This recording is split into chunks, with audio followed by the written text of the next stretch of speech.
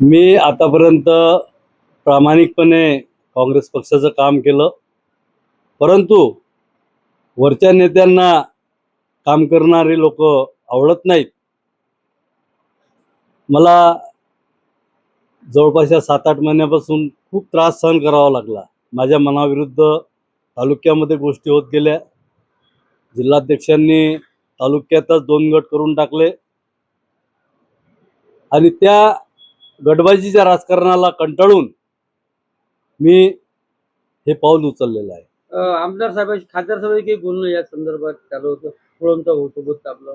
खासदार साहेबांनी सुद्धा दखल घेतली नाही.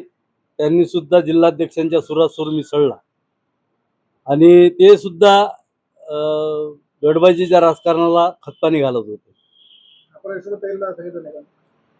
मी यशोमती ताईला सुद्धा सांगितलं. नंतर प्रदेशाध्यक्ष जे हर्षवर्धन पाटील सपकाळ आहेत त्यांच्याकडे सुद्धा माझी कैफियत मी मांडली, परंतु त्यांनी सुद्धा कानावर घेतलं नाही, त्यांनी सुद्धा लक्ष दिलं नाही. त्याच्यामुळं मी हतबल होऊन हा निर्णय घेतला. उद्या काय नेमका उद्या लोकांच्या भावना जाणून घेणार आहे. लोक जे म्हणतील, जो मार्ग सुचवतील त्या मार्गाने मी जाणार आहे.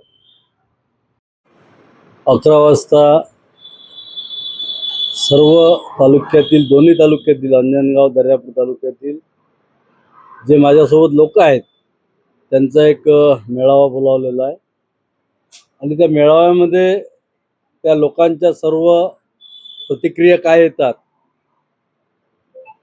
त्यांचा बोलण्याचा सूर काय येतो, ते सर्व त्यांचं मी ऐकून घेणार आहे आणि नंतरच मग पुढची दिशा ठरवणार आहे.